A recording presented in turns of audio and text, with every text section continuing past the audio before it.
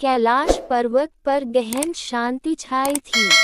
भगवान शिव महादेव अपनी चिर समाधि में लीन थे। उनका ध्यान इतना गहरा था कि त्रिलोक की हलचल भी उन्हें विचलित नहीं कर सकती थी। उनका उद्देश्य था विश्व कल्याण के लिए शक्ति संचित करना। इसी बीच माता पार्वती ने अपने कक्ष में प्रवेश किया।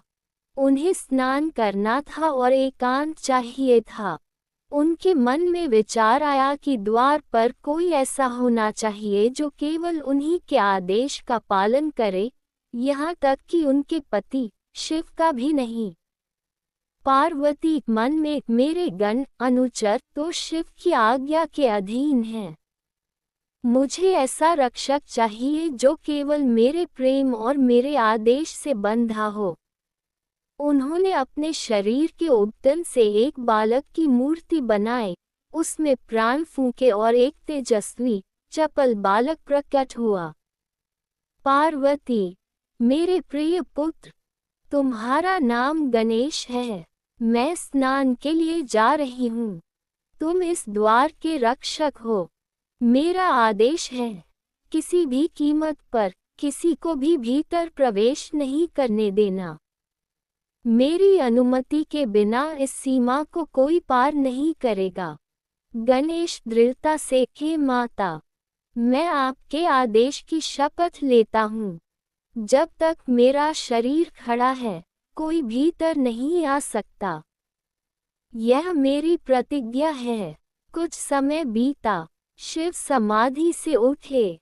वे अपनी अर्धांगिनी पार्वती से मिलने उत्सुक थे। उन्होंने ध्यान मग्न होकर पार्वती के कक्ष की ओर कदम बढ़ाए। अध्याय 2, पिता और पुत्र का आमना सामना। शिव जैसे ही द्वार पर पहुंचे, उन्हें एक तेजस्वी बालक ने रोक लिया।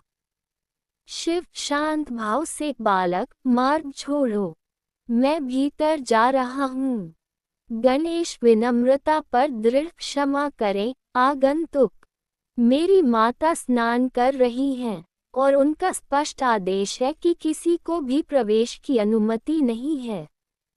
आप लौट जाए। शिव मुस्कुराए।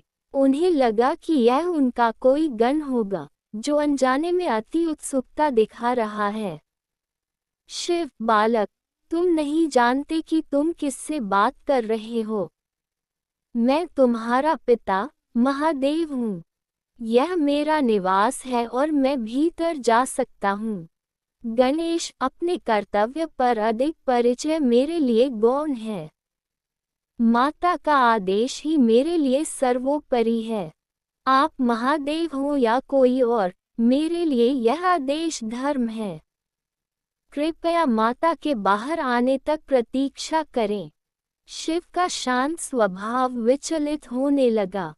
उन्होंने पहले कभी किसी प्राणी को अपने मार्ग में इस तरह बाधा डालते नहीं देखा था। शिव गंभीर स्वर में, अहंकार छोड़ो बालक, तुम मेरा अनादर कर रहे हो। मैं अंतिम बार कहता हूँ, हट जाओ। गणेश, यह अहंकार नहीं, कर्तव्य है पिता। मैं एक क्षण के लिए भी अपनी प्रतिज्ञा नहीं तोड़ सकता। आपको प्रवेश के लिए मुझे परास्त करना होगा। ये सुनकर शिव के गणों और देवताओं में हाहाकार मच गया। नंदी शिव से, प्रभु, यह बालक आपका ही पुत्र है, पर यह अपनी माता के आदेश से बंधा है। कृपया शांत रहें। लेकिन शिव का क्रोध अब बढ़ चुका था। एक तरफ कर्तव्यनिष्ठ पुत्र था, तो दूसरी तरफ त्रिलोक के स्वामी का अनादर।